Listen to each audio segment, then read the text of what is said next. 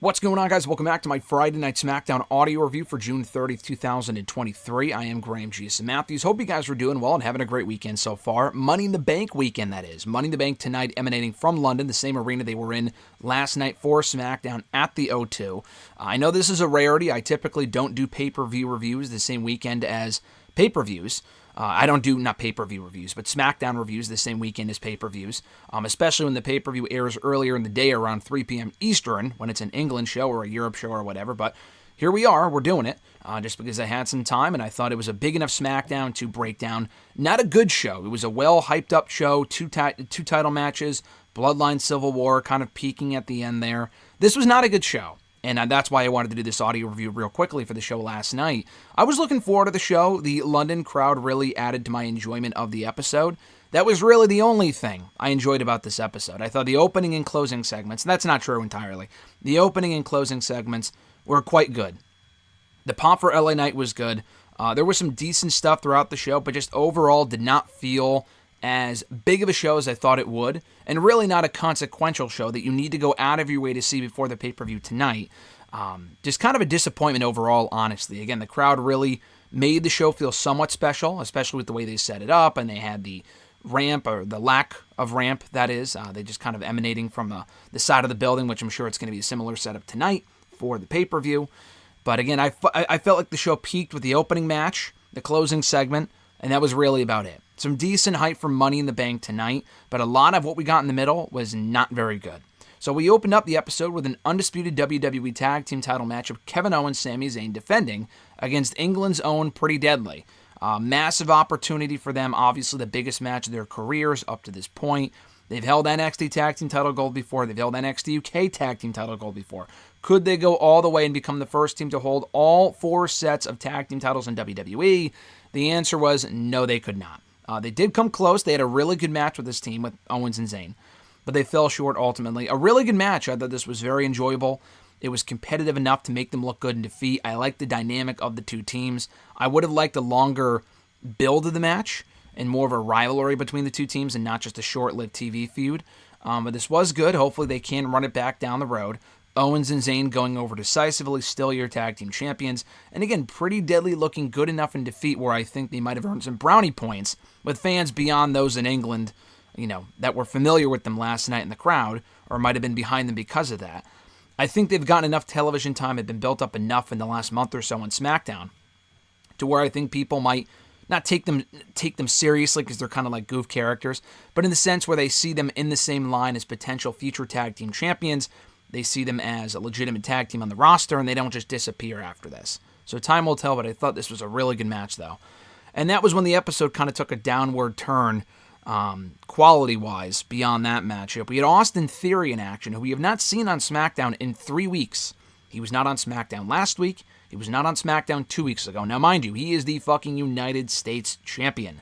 The United States champion has been MIA on the show for 3 weeks now. The last time he was on SmackDown was the main event of the show against Jey Uso, defending the championship. Now, he won that match, retained the title, but it wasn't about Austin Theory. It was about Jey Uso, Jimmy Uso, Solo, Paul, the whole Bloodline storyline. He was pretty much an afterthought in that match.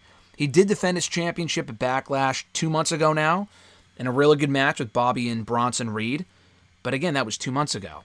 And he had that really lackluster match with John Cena at WrestleMania that they did nothing with. He has hardly benefited from that win or that match feud at all. So he's just kind of been there. So he had a match with Ridge Holland on the show, and I'm glad they got Ridge on the show. He's an England guy again. Cool they got him on the show. Not a very exciting match. It was well worked. Theory winning with like the spinning, like he rolls through the ropes, hits a dropkick on Holland, and he won with that. Did not win with the A-Town down. He's used that other move before. The issue with him using it as a finisher is that it's been a signature for so long, no one has any reason to take it seriously. And 2, it's just not finisher material. The A-Town down is more of a finisher than this is. It's not impactful, it's not impressive, it's a fucking dropkick. He's got good dropkicks. They're not, why would a dropkick finish anyone at this point? Unless it was off the top rope, maybe, but it wasn't. It was through the middle rope, he did a little, dive or whatever, a little tumble, and that was it. So, weak finish. The match itself was not anything out of the ordinary. They called it a championship contenders match.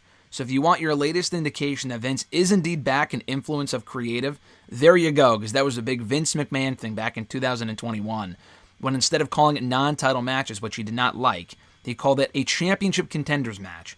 Didn't matter anyway, because Holland lost, but pretty much a waste of a match. It got Theory on the show. No one gave a shit. It was crazy seeing the crowd go so crazy for the opening tag team title match, Owens, Zayn, and even giving Pretty Deadly a respectful reaction, to then not giving a shit about Austin Theory. And this was a guy that was over even 6 months ago, I would say. And then since then, just people don't give a shit. And that's entirely, maybe not entirely, but mostly on WWE in their booking of him since WrestleMania, since the John Cena win that really went nowhere and amounted to nothing. We had the match we were supposed to get last week between Bayley and Shotzi. If Shotzi won, she would have taken Bayley's spot in the women's Money in the Bank ladder match. I said this last week. I hate when WWE advertises stuff and then doesn't deliver. That being said, the fact we did not get this match did not bother me. It was a storyline thing. It wasn't just a random match. Io Sky, they showed the footage again here. She kind of accepted the match on Bayley's behalf 2 weeks ago on SmackDown. So that's how the match came about. After Bayley accepted a match with Zelina Vega 3 or 4 weeks ago on Io's behalf on SmackDown, and then Zelina beat Io. I think that was 3 weeks ago. So it was a storyline thing. The problem is that I knew the match wouldn't be any good, and spoiler, it wasn't. This was a very clumsy match, and Bayley's great, but Shotzi just, I don't know what happened, but she has greatly regressed since, in the ring anyway, in just pretty much in every aspect. And I like Shotzi, but she has greatly regressed overall since her time in NXT. Since coming to the main roster 2 years ago, she has not been able to get over. Tank or no tank, babyface, heel, doesn't matter. People just don't give a shit, and her matches just haven't been very good. Whether it be with Charlotte, Ronda, Bayley, whoever, Sasha. Sasha she had a decenter match too with, and that was about it. This was not very good. So what I did not understand about this is that they've been teasing tension between Bayley and Io. Io is all over Bayley here as far as helping her win. She helped her win. She factored into the finish. That kind of defeated the purpose of her accepting the match on Bayley's behalf if she wanted her to do it on her own. There was no sign of tension here. Maybe they wanted to make it more of a surprise in the women's Money in the Bank ladder match itself tonight. I'm not sure. The way they went about it here was odd.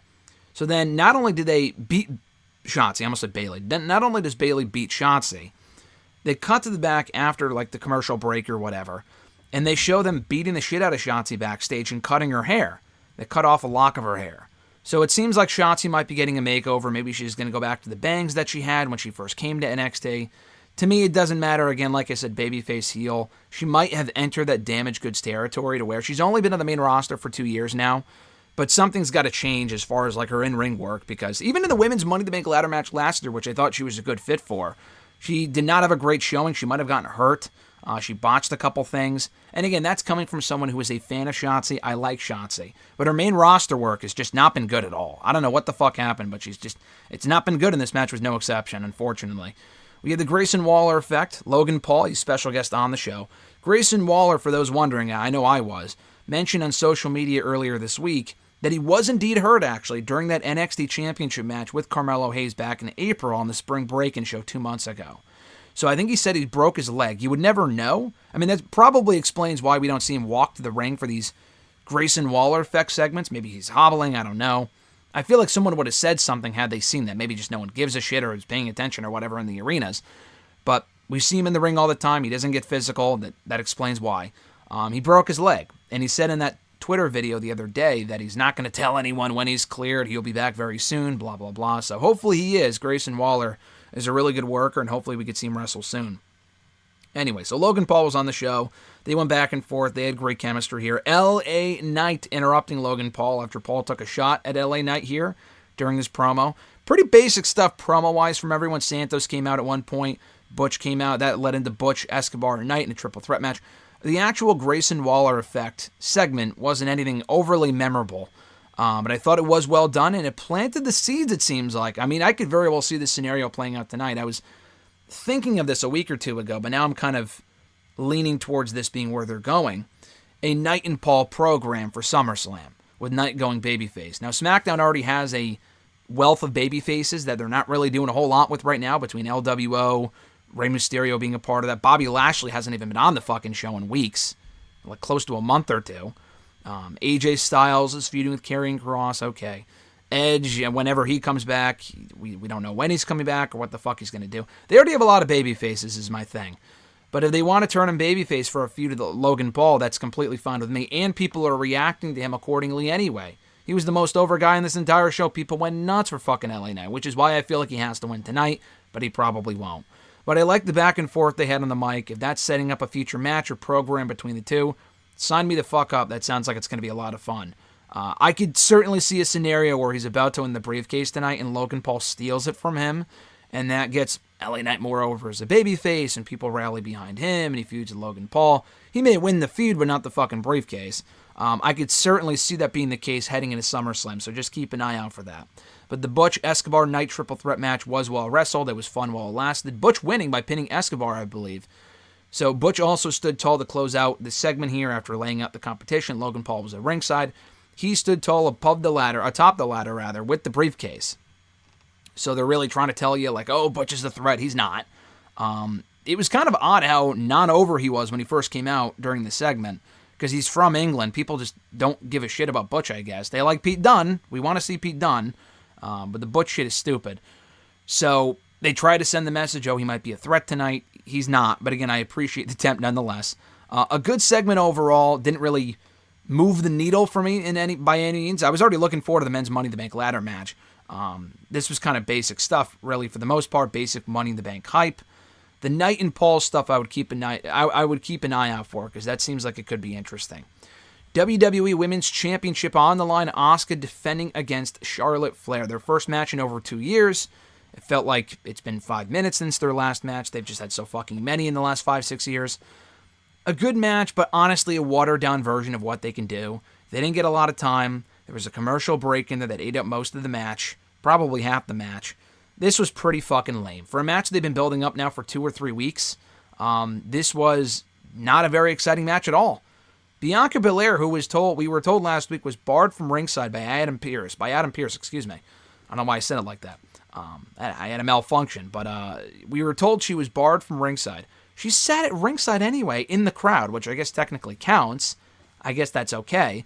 But then she jumped the barricade and went after Asuka anyway.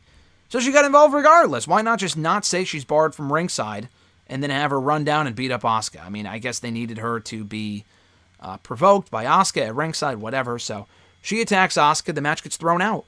And then she lays out both women on the commentary table. So Bianca, who wasn't even in the match, stands tall over Asuka and Charlotte, which certainly seems to be setting the stage for a triple threat match at SummerSlam. So, okay, I mean, again, it makes sense. I'm all on board with the triple threat. I'm glad we got this on TV, not of the fucking pay-per-view. I assume on the pay-per-view they would have gotten more time. But the match wasn't very exciting. It was definitely not one of the more memorable in-ring encounters between the two, and the finish sucked. So, that was disappointing. We get to the close of the show, the big summit. I don't know if that's the right word to use. They used that to describe the women's segment on Monday's Raw with all the Money in the Bank competitors. But we had the Usos out there confronting Roman and Solo for the first time since they turned on Roman and Solo 2 weeks ago on SmackDown. Roman was not happy. He said, you guys have been calling yourselves the ones for years now. You're not the ones. I've always been the one. And we never needed you, blah, blah, blah. So kind of basic mic work here. No real strong promos, but the final push for the match was well done. The two teams brawling. The Usos, I don't want to say they stood tall. They got the better of the brawl as they closed out the show. That doesn't mean they just laid them out completely like 2 weeks ago. But we had a nice little brawl going, a small taste of what we can expect in the tag team match tonight on the pay-per-view. There was also a video package for the match, like a multi-minute video package promoting this match, which looked like it was great, had a voiceover and everything. I didn't watch it on purpose because I want to save it for tonight. So if you saw it, you probably thought it was great. It probably was great. I just haven't seen it yet because I want to save it for tonight. Just a heads up. But yeah, overall, just not a very good SmackDown, like I said. Not a terrible show. The crowd was great. The Usos Bloodline stuff wasn't one of their strongest segments, but it was a fine final push for the match. The opening tag team title match I liked, but the Theory, Ridge Holland stuff was a waste of time. Bayley and Shotzi was not good. Grayson Waller Effect and the subsequent triple threat was good. I enjoyed that. It wasn't like amazing by any means, but it was, solid and effective in hyping the men's Money in the Bank ladder match. And then you also had the WWE Women's Championship match, which was very much a disappointment. So overall, I felt like the bad outweighed the good And just not a very good show for a show that I was looking forward to going in, and I ended up watching it in like 45 minutes. After skipping through all the video packages, card rundowns, commercials, entrances, I got through the show in probably close to 45, 50 minutes. That's how quickly I got through this show. And I did not watch live. I'm glad I did not watch live because it would have been a waste of time. So that's your SmackDown review before Money in the Bank tonight. This was the June 30th, 2023 edition. Thank you guys for checking out my last-minute SmackDown review before the pay-per-view tonight. Enjoy the pay-per-view. It's going to be a great time. I'm looking forward to it. We should be back tomorrow, most likely, with another Collision review. I don't know if it's going to be a weekly thing, but next week, or rather tomorrow, the next episode should be covered tomorrow here on the channel, so keep an eye out for it. And among many other, reviews and other videos coming here to the channel, including a Dark Side of the Ring review from this past Tuesday on Junkyard Dog. That's coming up tomorrow as well here on the channel. Have an awesome one, guys. I'm Graham G. Matthews. Enjoy Money in the Bank tonight, and I'll catch your ass down the road.